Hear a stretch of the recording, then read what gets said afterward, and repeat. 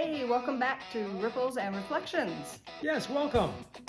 I'm wearing this because it's cold out. Yeah, that's why. Well, it is Christmas season. It is.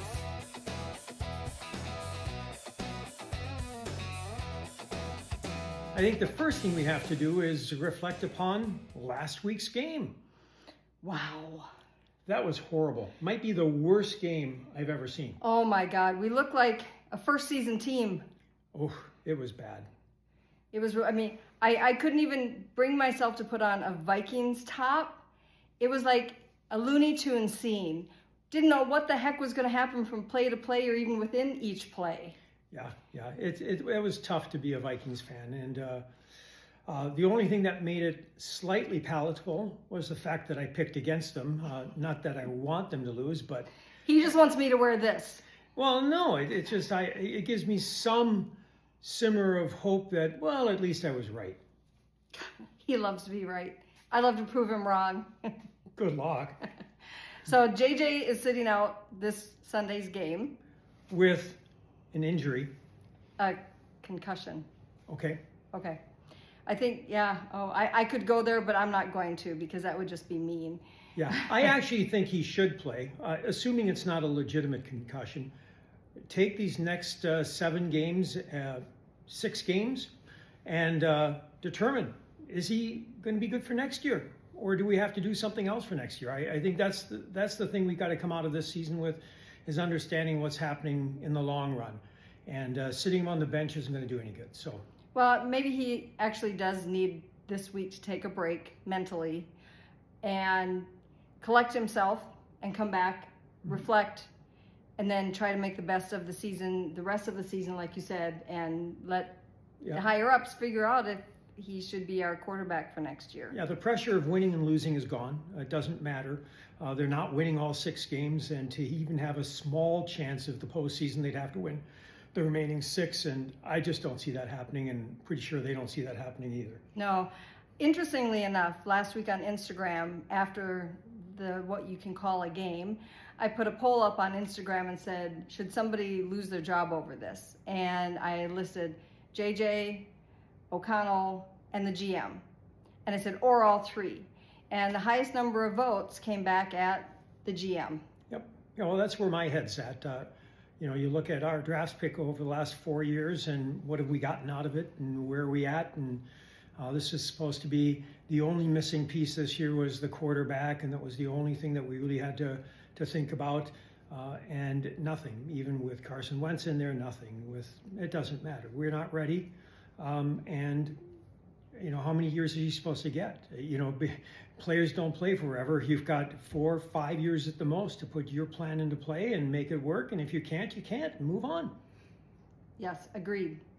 So anyway, not happy. No.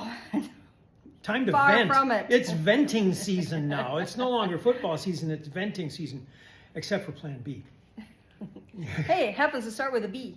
Yeah, Plan B. Go Broncos. So this week's predictions, can you guess which team both of us are going to pick to win? The Broncos?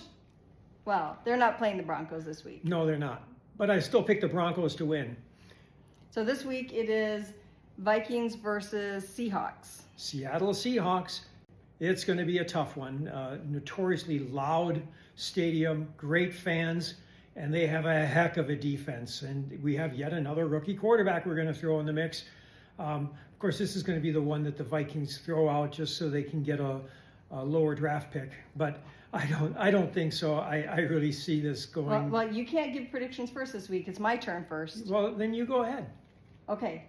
Were you going to go into predictions? Probably in a roundabout way, but it's going to be a tough game. Let's put it that way. Okay. So I predict that the Vikings will not win.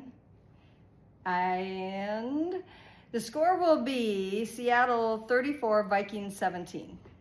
Wow, we're not far off. I actually have Seattle winning 27-13. And what did you say? 34-17.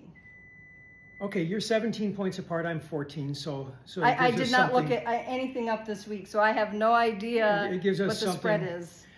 Yeah, it doesn't matter. They're going to have a tough time. A great defense, and And I don't know. The only thing that's going in the Vikings' favor is that we know Sam Darnold. We know how he plays. We know his weaknesses, and he does have weaknesses. I don't really regret letting him go.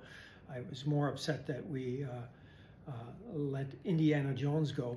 But in any case, I think it's Seattle. I do think they're going to win 27-13. And I don't even hope the Vikings win at this point. You know, they'd have to win all 6 of the remaining games. And even then, it's a pretty low chance of making it. And I just don't think it's worth it. Just play around with the overall scheme, play around with the players, identify who's good for next year, and figure all that part out. And let's pack it in and see what we can get in the draft board. Indiana Jones? Yes, Daniel Jones. Oh. He plays for Indiana now. Indiana Jones. I did not know that reference. I thought I totally missed something. Yeah, no, I really hoped to see him last year. We never took him into play. Would have probably been good for us to see how he actually played, because maybe we would have kept him. Let's hope for a good game on Sunday of the Vikings versus Seattle Seahawks. Yep. And yeah, I hope they play competitive, but I really don't want them to win. I want them to get a high draft pick. I just want them to figure it out for next year. So it'll probably be a light school for Vikings this time, right? Yeah. Skol Skol Vikings. Vikings.